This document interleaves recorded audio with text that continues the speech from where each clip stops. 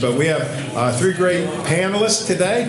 Like our first panelist is Mark DeFalco. He's with the Appalachian Regional Commission. He will be talking about the importance of broadband internet access throughout the Appalachian region, and that has become more of a priority for ARC in recent years. And as we know, Governor Wolf signed that bill a couple days, or last week, I believe. Then we have Petra Mitchell, CEO of Catalyst Connection. She'll discuss how the newer method of manufacturing, known as additive manufacturing, and it's becoming a major trend in the region also. And also we have William Murdoch, that's Dr. Hassinger's colleague with the MPO in Columbus, Ohio. He will be talking about how we might be able to move freight people much faster between Pittsburgh, Columbus, and Chicago as a potential for Hyperloop technology is progressing. By the way, you may remember that Columbus was a national winner of the Federal Smart City Challenge a year ago, and they have been working on a number of technology initiatives in their region. And what you may not know is that Columbus is projected, and this was fascinating when we were doing this, Columbus is projected to be the largest city in Ohio within the next decade.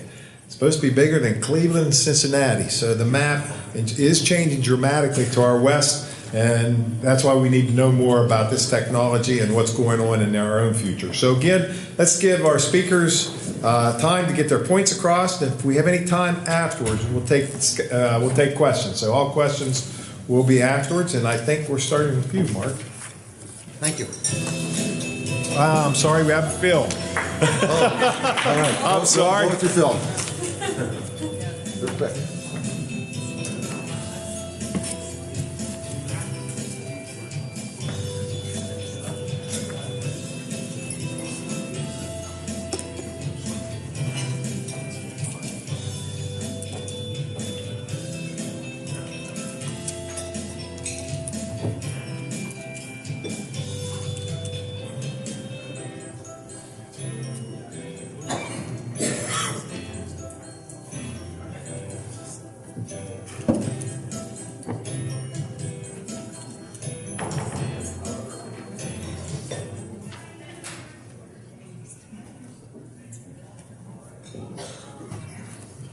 Well, thank you for allowing me to come, and Lou, thank you. I think this is really good, and my partner in crime, Mark Kritz, is over there, so he'll keep me honest, but it's a pleasure to be in Pennsylvania. I'm actually from Pennsylvania. I was born in Wilkes-Barre, and I grew up in the Scranton area, and I went to the University of Scranton, and I did pay attention to our previous speakers, because Doug was talking about people leaving for opportunity, and how the Pittsburgh area really needs to change and become the magnet to get people to come to Pittsburgh for opportunity. When I graduated college, 1977, my parents moved from Findlay, Ohio, where they were living at the time, back to Pennsylvania. And I said we were from Pennsylvania. I was born there, and it was the summer that I graduated, and I thought, boy, I'm going to be able to go back to Pennsylvania and get a job.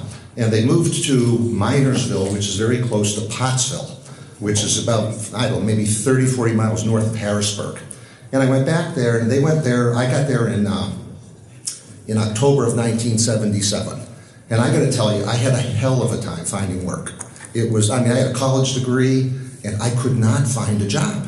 And I thought, there's something wrong here. Something's missing. So I finally got a job at a Rite Aid drugstore. But this wasn't just a regular Rite Aid. This one sold groceries. And so I was an assistant manager, and I'm going to date myself here, but for those older people in the room, they used to have this little clicker thing that you would click on groceries that would flip over and had an ink pad on the top, and you'd do it, and it would flip around, and you'd set the dial what the price was, and you'd go click, click, click, click, click, click. Do you remember those? Some of you have to remember them. The new people won't, right? So you'd get because the grocery store, right, we had to unload the trucks. And so I would have to take the knife, and you'd cut open the box, and you'd have Campbell's soup. And you'd say, what price is it? It's 39 cents. And you'd set the gun to 39 cents, and you go click, click, click, click, click, click, click, click. And I'm thinking, I went to college for this.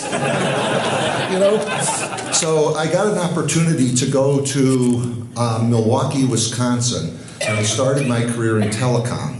So the first thing I learned, and this is really for Doug, was you do go where opportunity is, And what we need to do is structure it so that people come here, not that people leave here.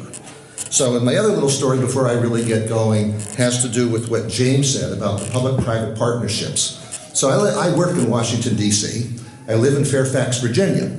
And we have Route 66 that goes from Front Royal into the District of Columbia. When you get inside the Beltway, it becomes entirely an HOV lane. So I could not drive to work in the morning myself in the car, because once you hit the Beltway, the whole road became HOV. But through the public-private partnership, they just changed this. And they said, we're going to turn it over to the private company, and they put these things over the road so they could track the transponder on your car, and anybody could use the road. You don't have to have the 2 or the 3 occupants in the car. Single drivers could now use the road, and they're going to charge you a variable toll depending on how much traffic is on the road, because they want the road to be going 55 miles an hour, and as the traffic builds, they'll up the price. There's been 2 times since they started that. It's 8 miles. There's been 2 times where it's been $40 to go the 8 miles. That would keep me off that road. So public-private partnerships don't always work, but in many times they do, and it's trying to find a way to do things that you otherwise would not be able to do. So, but I'm really here to talk about broadband, and the future belongs to those who are connected. And if you're in an area that is not connected, then you've got big problems. And you have, in a way, the best and the worst in this area, because you have Pittsburgh, which is the big magnet and the big city, and has very good broadband availability. But then you have the outlying areas that is very rural and really does not have the connectivity that they need. So rural PA, and this is across the whole state, is really not very well connected. And I think that is recognized by your governor. He just started the new Pennsylvania Office of Broadband Initiative, and he's working on this. He's put some dollars on the table and really trying to make things better. So why is this important? I don't think I need to tell you, but very quickly, jobs. Retaining the jobs you have and making your area attractive so new people will come in, companies will come into your area. You don't want people like me leaving to go somewhere else. You want to have companies come in to attract people like I was years ago to come back into the area or to come to the area for the first time. So that's why it's important. But then you also have education. We have a big problem when kids go home at night and they can't access the internet to get their homework done. So very important, distance learning, being able to get your homework done at night, online courses. It's really important to have that connectivity.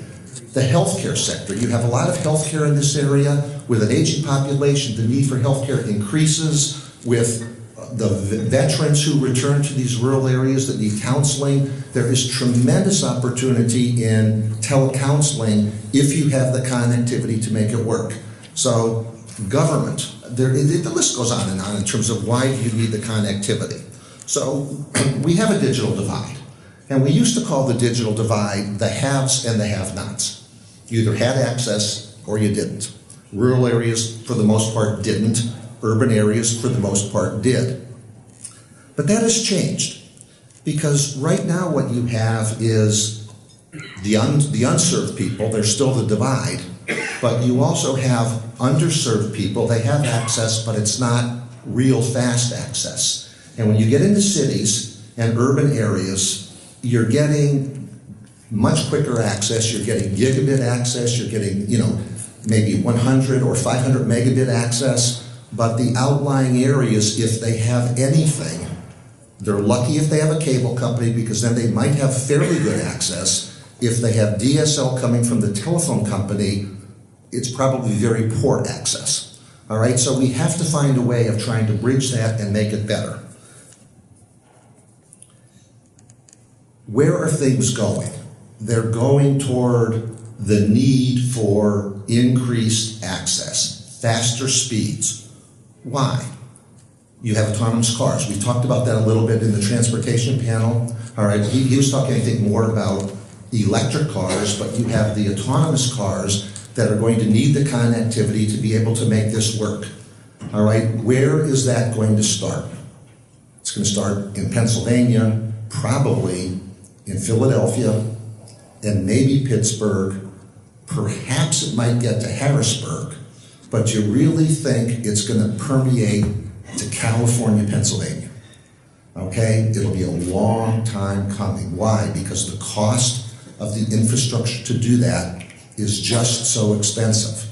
But yet if you don't do it, you continue to be left behind. You'll be a have-not, kind of like when we built the interstate highway system and we bypassed all these rural areas. They never got the connectivity to increase the transportation for trucks and other modes of transportation, and then folks couldn't drive as easily to jobs, and it became a detraction and hurt those areas. We cannot let that happen with the internet highway, because it's just way, way too important. So for this gig access, where's it going to come from? Well, you have Comcast, which is for the most part doing a very good job providing access, fast access, but the limit is it's where their footprint is right now. They're not necessarily doing rapid expansion into especially rural areas. So that creates a big problem. You have Verizon.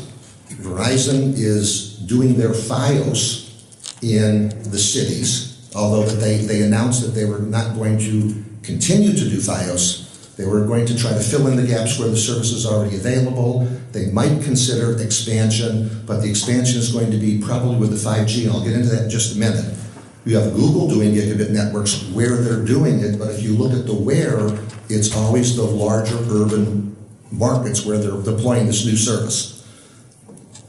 The next buzzword in telecom right now is 5G, the next generation of wireless technology.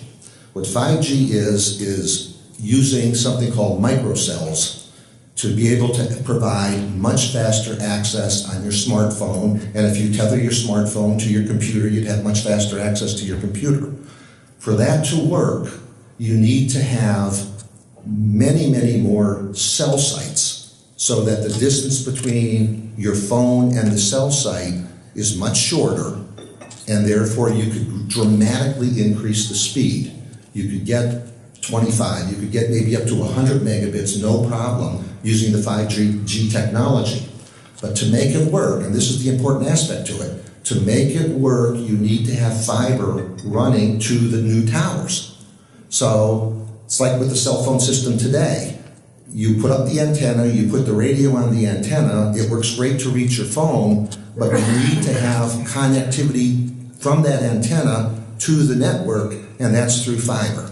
So if you think that the 5G technology is going to work good, which it will, but will it be deployed ubiquitously across the country? The answer is no, because the providers of the service are private sector companies. They're in this to make money, to provide returns to their shareholders, and they're not going to be able to do that by going to places like California, Pennsylvania, and putting up a bunch of micro cell sites and running fiber to all those cell sites to make it work. So what we need to do is utilize every possibility we can. The federal government will do what they can, although we're hamstrung right now too because of the deficits they're running and the debt that's up there right now. It's going to be very difficult. The transportation bill, the infrastructure bill that was released mentioned broadband, but there is not necessarily specific funding just for broadband in terms of grant making to make it all work. So you need to get creative. One thing I would recommend to you is ARC has a new program called Power Initiative, which is in coal mining areas, or not just mining, but areas that are impacted by coal. It could be decrease in the coal-producing power plants. They're now converting over to natural gas or mining. Areas that are really negatively impacted by the coal industry is available for the power funding. I would advise you, if you're in an area that could utilize that funding, take a look at it arc.gov/power. Take a look at the initiative. Everything that you would need would be there, and we would be available to work with you to help you in any way that we can. And I'll save the rest of the time for questions.